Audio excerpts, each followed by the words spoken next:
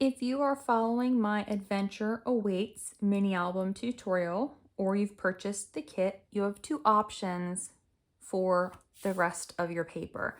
There is enough leftover paper here that you could use all of these sheets to cover the large photo mats that are between the pocket pages, or you can decorate and make the box that I have. This is not part of the kit. It is available for sale as an add-on.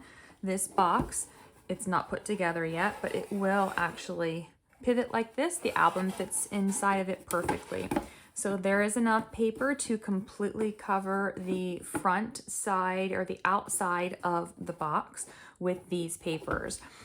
Now you need to decide if you would like to do that, because these papers will not be cut when it comes in the kit, and they're not listed on the tutorial and the cutting guides either. That way you have the option of doing with these papers what you choose. I'm going to show you how to decorate the box in the rest of this video. All the pieces are labeled. I'm going to have in the description box below which pieces I'm laying out where on these papers so that you can cut your papers and follow along. You will actually be using the pieces before you put the box together to trace around so that it's easier for you to cut out some of these pieces. And I will show you how to do that as well in the rest of the tutorial. Now the first two pieces are relatively easy to cut. You're going to be working with the Woodland Layout and with Boat Dock. You want to decide though whether you want this piece or this piece to be your front of your box. I am going to be using this and putting this piece on the back, but the papers will match, so you can flip-flop them if you want to. With the first one, so we're going to start with the front. So with Boat Dock, I took this paper here and I have cut this to 7¼ inches. And then I have the entire 12-inch strip. Then I've cut this so that the 3 inches across the top is going to be removed. This is 7¼ by 3 inches. I'm going to place this one on the top of my actual box itself. Now for this, I need to cut a piece for the lid and a piece for the base. I'm going to start from the bottom up and I'm going to measure 5¾ inch, and I'm going to cut this. So this is 5¾ and this is 3⅛. Now once I have those cut, I trimmed 1/8 inch off the top of this piece. This piece is 7¼ by 3⅛. This is going to be on the lid front. It is fine for now. This piece though needs to be a little tiny bit smaller, so I need this piece to be 7⅛. But if I just trim this off of one side, this will not line up perfectly on my box. So what I'm actually going to be doing is I'm going to be trimming a little teeny tiny sliver off of each side so that this stays straight. It's not a big deal if it's slightly off, but for me, I want it to be perfect. So I'm going to trim this down so that's 7⅛ inch. So we've got 7⅛ by 5¾ This is for my box front. Now from Woodland Layout, I've cut my piece to 7⅛ by 12 inches, and I've cut 3 inches off the top. This is going to be the bottom of my box, and we can either do it with the green plaid or the tree rings, whichever one. Then this piece here is going to be 7⅛ by 9 inches, and we're going to leave it exactly as it is. Next, I need to prepare my side pieces. So this is the side piece for the lid. I've got my pieces cut from my Floral Fern. I've cut 2 of them. They are 3 inches by 9⅛ inch. And then I've gone ahead and cut it, and I will show you how I did this with this and this. This piece is going to fit here, just like this, and it's going to have a small border around it. Once you have one, you can actually go ahead and just put it on the second one and trace it on to the second one. But I'm going to show you how I made this piece. So I took my piece and I placed it right here on top of my piece so that The part that has these little notches in it, I'm going to line up the edge of my paper there. And now it's lined up at the bottom edge here, but it's a little bit too short here. So what I actually need to do, I'm going to turn this around this way so it's a little easier for me.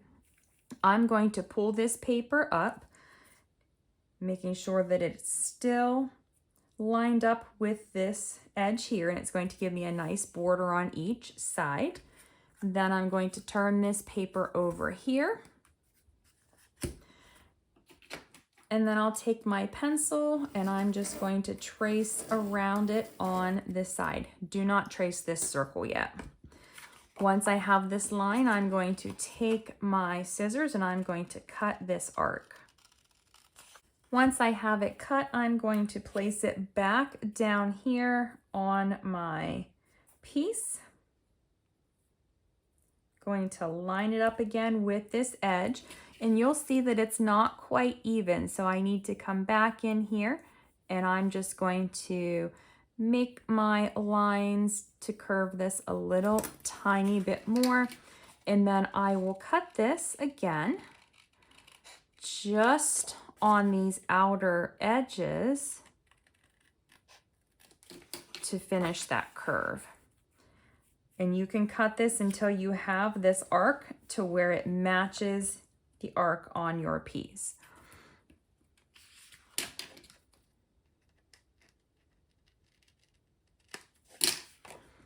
Once I have my arc cut correctly, I am going to place it back on the other side. So that's the side with the writing. I'm going to place it on this outside piece here. I'm going to line up my edge here, and we'll have that nice uniform border. Now I want to make sure that this piece doesn't move, so make sure that you hold it down firmly. And then you're going to take your pencil on the back side and trace in there, and either use scissors or a craft knife to cut around this. You want to be careful that it's not jagged because you don't want to have jagged edges on the opposite side. Now once I have that cut out, I can set it back on here just to double check and make sure that everything is the correct size. And again, once you have one, you can set it back down on the paper for the second one, and you can just trace it around because it's the same exact size. Now for the box front, I've got the right side here, and I've taken one of my pieces and I've cut the piece, and it looks like this. So these are directional. So this is what, the right side looks like, and then the left side is going to look like this. So if you get confused, you would take the actual pieces themselves. I'm just going to use the one piece because we need opposite sides. Also, once you have one cut, you can just flip it over and you can trace it onto here and cut it out, and it will work just fine. So for your piece, this is going to be my left piece. This is already my right one. So pretend that I have the one that says left. You want the writing to be face up here. On this one, what I did, I sat my piece right down onto my paper. And I'm going to do it from this side here for just a second, and then I will show you. I'm lining up both edges because the piece is 3 inches and the paper is 3 inches. But I need to line up this tip here just below the corner of that page. And then I'm going to take my pencil and I'm going to draw my line. Now I'm going to take my scissors and just trim right along this edge.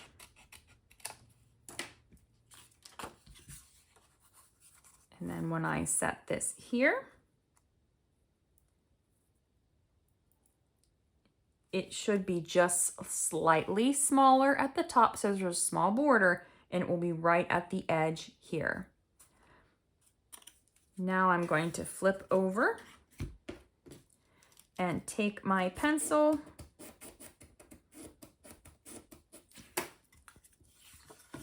and I'm going to cut this piece out.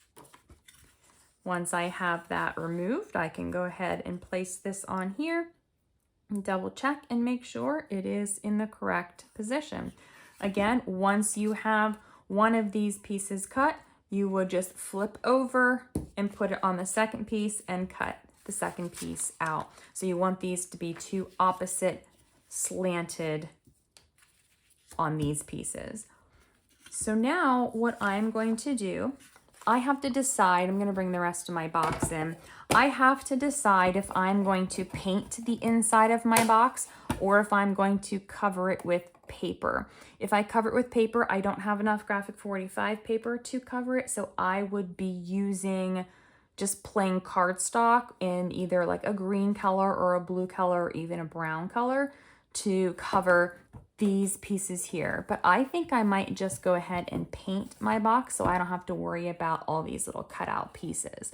If that's the case and you're going to be painting your box just like I think I'm going to, assemble the box first, assemble the lid separately. So you're going to have this piece here to complete the box. Assemble this, use glue to glue this together, and then assemble your lid using these pieces, glue those pieces together, and then I'm going to actually come back and I will show you how to put this together because we have these little attachment pieces that we need to put on, and these are going to hold the lid onto the box. So once my box is painted, I'm going to come back, I'll have my decorative papers on, and we'll go from there. I have my box painted on the inside of the lid as well. I've put my papers on so you can see what it looks like in the bottom. And then for my lid, I painted it inside as well, and I've got my side pieces on and my top piece. Now I'm going to work on assembling the box. So this needs to go together so that everything rests nice and snug. And we are going to be putting the pieces in the side. So I've got my little tiny piece that's going to go right in the center of here. It's going to go down in here, and then this piece is going to go on top of it. So what I'm actually going to do, I think I'm going to apply my adhesive to this piece here. And then I'm going to push it in here and get it to be just about centered. Now I'm going to take this piece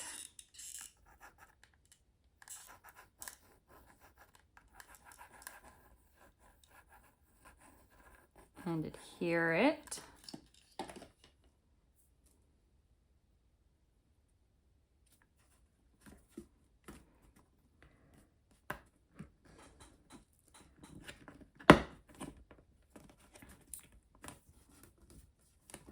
Once I have it on, I'm actually going to very carefully pop it off for just a second.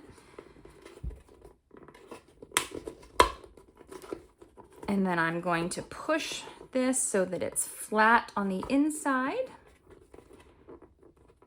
So this piece should be flat up against the inside of there. So we've got a third of the piece through the box side, a third of the piece through this hole, and then a third of the piece is going to go through this one. Now before I did my oval pieces, I did use them to cut some out of my, this was just left over from my album. Oh, I did use those to cut, and I traced and cut those. For the next one, I'm going to apply my adhesive again to the sides of the little piece, and then being very careful not to go over the edges of this piece. I'm going to apply my adhesive to the top of the circular piece.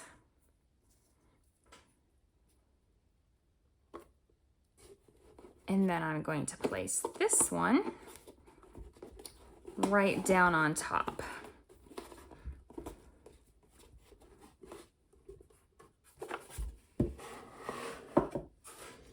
I'm going to make sure as I hold it in place from the inside, I'm going to press this on because I want it to adhere well. But I do still need to make sure that this is going to slide okay, and it is, which is good. But I don't want it to pop up at all. So I'm going to close it all the way, and I'm going to hold this in place. I'm going to carefully turn my box over to the other side. I'm going to take the next set of pieces and do the same thing. I'm going to apply my adhesive first to my little tiny piece in the center, and then place my circle on that. This time I'm actually going to add a little bit more adhesive. I feel like there wasn't enough on the last piece. So I'm going to apply my adhesive to my circle and then place it back down in that hole.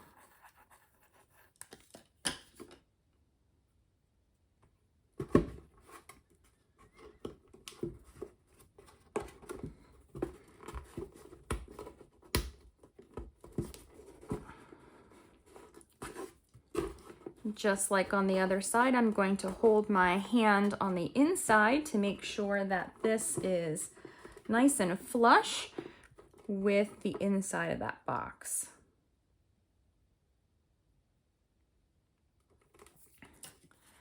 Then I'm going to take my adhesive and apply some on the sides of the little piece in the center and the top of the circle. Then I'll take my second oval piece and pop it right on there. I'm gonna hold this in place until it dries. So once these are on, I'm going to go ahead and add my paper to the front of the ovals to cover those pieces. I did go ahead and fussy cut some pieces. I just took the little postage stamp and the pieces from the bottom of this leftover piece from here. And then I took the Adventure Awaits from one of my leftover borders. I cut the canoe piece so it's actually tucked back here a little bit, and then I just notched the right edge to make it look like a banner. And I've just layered those up here just to give it a little bit of extra decoration. And I always like to try to put the name of the album and the collection somewhere on the cover. I have it on the cover of the album, but I want it on the cover of the box too. So if you have lots of albums, you know exactly which album is in this box. After you've made so many, sometimes it's hard to remember. So this is the storage box. Pretty easy to assemble and to decorate. So all that is left to do is open this up and place the album inside. So you will see that it fits perfectly in here. I have this where it will actually, it's still in the correct position. It's not flexed too much. It does actually meet where the magnetic closure is, so it is the actual perfect size for this album. Can't do anything larger than this or it will not fit. Now, one thing to think about when you're taking the album out, you do not want to lift it by the hinge because it can break. So you want to pull it from the back and the front, or you can put your hands in here and you can pick it up like this to get it out of the box. So you want to be careful because I would hate for you to put all the time into making this and then accidentally breaking that hinge trying to get the album out of the box. So there's the album, and then the box will close like this and keep that album protected. If you have any questions about assembling this box or the album, please feel free to leave a comment in the comment section and I will try to answer as best I can. I will link the box link down below, as well as the cover that I use for my album and the mini album tutorial and the kit, so all the different options are available to you. As always, thank you so much for watching and happy crafting.